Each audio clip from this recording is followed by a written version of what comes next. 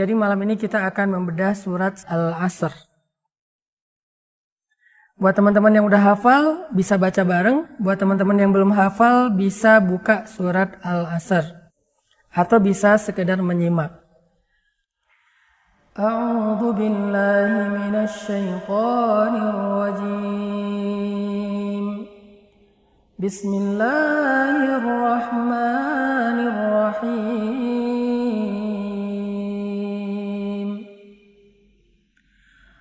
Wal 'ashr innal insana lafi khusr illa alladhina amanu wa 'amilus solihat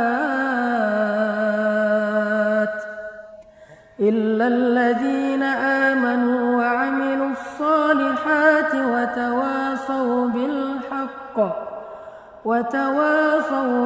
haqqi wa tawasaw bis sabr. Shadaqallahul azim. Surat Al-Asr ini adalah salah satu surat yang paling istimewa di dalam Al-Quran. Saking istimewanya surat Al-Asr ini, Nabi SAW mencontohkan sebuah sunnah kepada kita. Apabila kita bertemu dengan saudara kita, teman kita, geng kita, kemudian kita duduk, ngobrol, nongkrong bareng dengan mereka, baik itu ngobrol tentang agama atau ngobrol tentang urusan dunia. Lalu setelah kita selesai dalam tongkrongan itu, kita ingin bubar, maka Nabi mencontohkan sebuah sunnah agar kita menutup tongkrongan kita, menutup majelis kita dengan membaca surat Al-Asr. Kenapa? Kenapa di dalam sebuah majelis, baik itu majelis yang kopdar, kita nongkrong bareng, ataupun secara online seperti ini, kita dianjurkan untuk menutup majelis dengan membaca surat Al-Asr. Kenapa? Karena surat Al-Asr ini adalah sebuah nasihat dan pengingat buat kita semua tentang banyak waktu yang kita habiskan dalam sebuah tongkrongan itu mungkin secara sia-sia.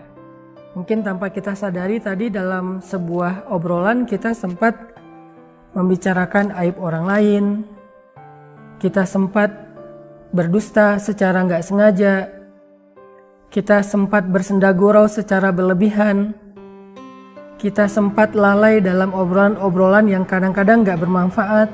Maka membaca surat Al-Asr menjadi pengingat buat kita untuk meralat semua yang tadi kita ucapkan dengan istighfar. Makanya surat Al-Asr ini menjadi surat pengingat, surat yang menjadi nasihat sangat berharga untuk kita dalam mengisi hari-hari kita, waktu kita, hidup dan usia kita. Allah Subhanahu wa ta'ala bersumpah, dan tidaklah Allah bersumpah kecuali tentang sesuatu yang besar. Ketika Allah bersumpah di dalam Al-Quran, berarti Allah lagi mau ngomongin sesuatu yang penting. Jadi Allah tuh kalau lagi pengen ngomongin sesuatu yang penting, diawali dengan sumpah. Kalau kita mungkin menegaskan satu obrolan yang penting dengan sumpah. Sumpah, gue serius ngomong kayak gini. Sumpah ini beneran terjadi. Sumpah apa atau apapun lah bahasa kita untuk menunjukkan bahwa yang kita obrolin itu sesuatu yang benar dan penting. Allah bersumpah dengan waktu, wal asr, bahwa sesungguhnya innal insan, manusia, lafi khusr, benar-benar berada di dalam kerugian. Banyak orang yang kata Allah di dalam ayat ini seolah-olah menghabiskan hidupnya dengan hal-hal yang sia-sia, menghabiskan pemikirannya untuk hal-hal yang sia-sia, menghabiskan tenaganya untuk hal yang sia-sia, menghabiskan perasaannya terkuras untuk hal yang sia-sia. Jadi secara umum dasarnya kehidupan kita itu banyak sia-sianya. Coba renungkan hidup kita beberapa tahun ke belakang. Sebelum kita duduk dalam majelis ilmu kayak gini, sebelum kita mendengar nasihat-nasihat dari para ustadz atau ulama, coba renungkan kehidupan kita beberapa tahun ke belakang. Kayak gimana rasanya? Kita menjalani rutinitas kehidupan kita sehari-hari, tapi rasanya kayak lelah dan gak ada arti. Kita mencari uang, tapi kita gak tahu buat apa. Kita berusaha mencari cinta, ingin mencintai dan dicintai, tetapi setelah kita mendapatkannya, kita ngerasa lelah sendiri.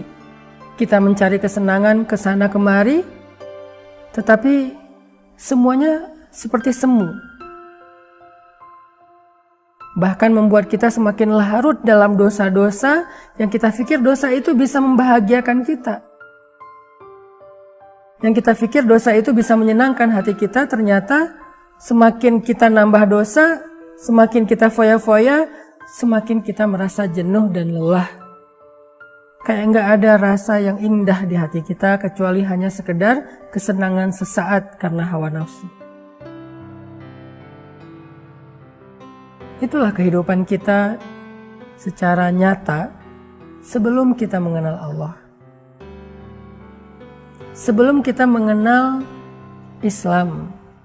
Apalagi jika seseorang udahlah dia nggak punya dunia, secara harta dia orang miskin, secara keluarga dia sebatang kara, secara fisik dia juga bukan orang yang sempurna amat, jauh pula dia dari Allah, maka menjadi lengkaplah perasaan jenuh, lelah, dan gak berarti dalam kehidupan dia.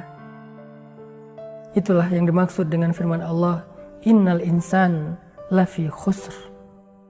Manusia itu rugi banget. Hanya menjadi manusia saja rugi. Kenapa? Karena manusia itu dasarnya hawa nafsu. Manusia itu suka mengeluh, manusia itu nggak ada cukupnya, manusia itu bodoh, manusia itu lemah, manusia itu nggak punya pegangan, manusia itu nggak tahu apa-apa. Sehingga kalau dia hidup hanya mengandalkan dirinya sebagai manusia, hidupnya rugi.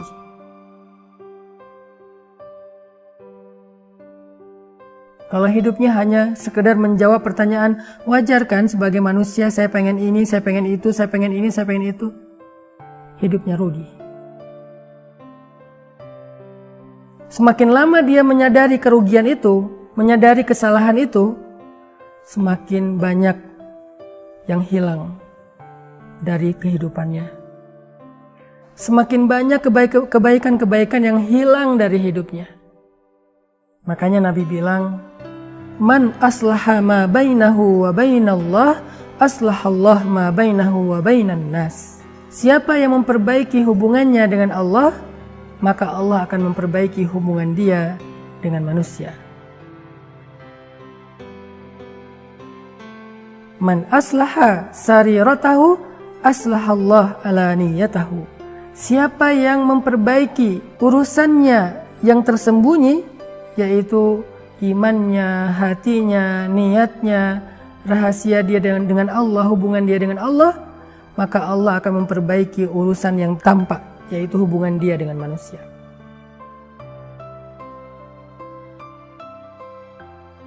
Allah akan memperbaiki yang tampak, yaitu urusan dunianya, urusan hartanya, pekerjaannya, keluarganya. Itulah maksud Allah, teman-teman, di dalam surat Al-Asr. Kehidupan kita gak sempurna kalau kita jauh dari Allah. Kehidupan kita akan menemukan kebosanan, kejenuhan, kesia-siaan, kerugian, sampai akhirnya kita bingung buat apa saya hidup, gak ada artinya kehidupan saya. Ketika kita jauh dari Allah Subhanahu wa Ta'ala, walaupun kita punya dunia dan seisinya, begitulah hidup. Kita dekat dengan makhluk, dekat dengan urusan-urusan dunia, tetapi kita jauh dari pemilik kehidupan. Itulah kenapa kita kehilangan arah, kita ngerasa hidup gak ada arti, sampai bahkan memilih lebih baik mati aja. Innal insana lafi khusr. Manusia berada dalam kerugian. Sehingga satu-satunya cara untuk memperbaiki kehidupan kita yang mulai kehilangan arah itu, kembalilah kepada Allah. Datang ke rumah Allah, sujud di hadapan Allah, renungkan kebesaran-kebesaran Allah. Zikir, sebut nama-nama Allah. Minta maaf sama Allah untuk memperbaiki hubungan dengan Allah. Baru nanti Allah secara bertahap akan mengembalikan kualitas hidup kita. Akan memperbaiki urusan-urusan hidup kita yang selama ini berantakan karena kita jauh dari Allah. Jadi kalau kita ngerasa kurang terus, ngeluh aja.